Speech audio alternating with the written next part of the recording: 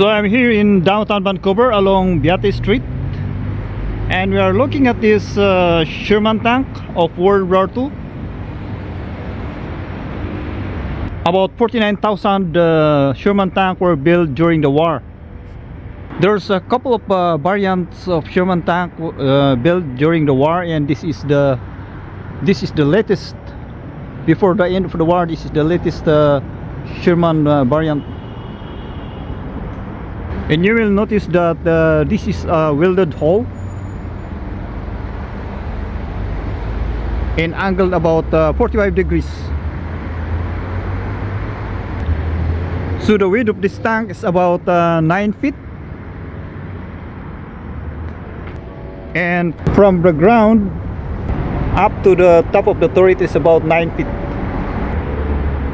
And this tank is weighs about 32 tons with a 5-man crew. So unlike the earlier version of the Sherman tank, this Sherman tank is incorporating this horizontal volute suspension system. You will notice here this is a conical spring, unlike the spring type suspension. This one is going to compress. When the tank is moving on uneven ground, this will move like this, and all the vibration is absorbed by this suspension system. So it's going to compress like this. So you'll notice there are two of them, and this horizontal volute system is incorporating 4-wheel. This allows the tank to use a wider track. This is about 23.5 inch wide. The older version of the tank used to incorporate 18-inch narrower track.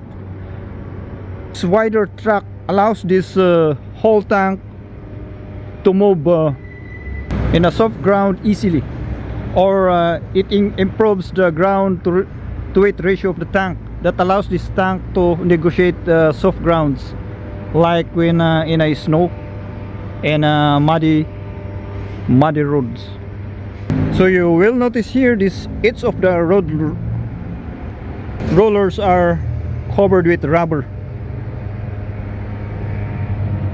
Even these return rollers, they are covered with rubber. Actually, even this track is rubberized over here.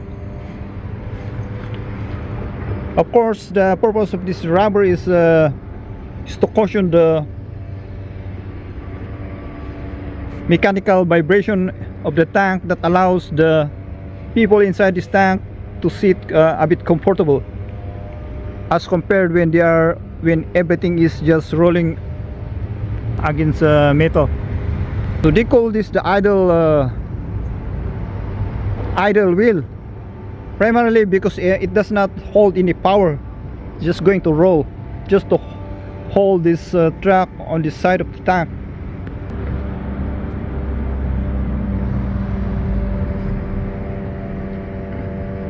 You'll notice here it's just simply to hold this track on this part of the tank. It's not connected to any power. Over here, this is what they call the drive sprocket. This is the one that powers the whole track. So this is a drive sprocket is connected to a drive shaft from here to here. Then there's another drive shaft that connects it from here to the engine of the rear of this tank. Basically, the Sherman tank is front driven from the drive sprocket. The engine is at the back. It's basically most of the tank in World War II is most of the tanks in World War II, and even today, has their engine at the back. The only exemption is the Merkava tank of the Israeli Army, wherein the engine is at the front. Okay, so going back to this front hull, you will notice that there's about 2 inches of steel plate that is welded to the front. Underneath this welding, so basically this one is about 3 inches thick, and since it was angled 45 degrees, that makes this equivalent resistance of about 4 inches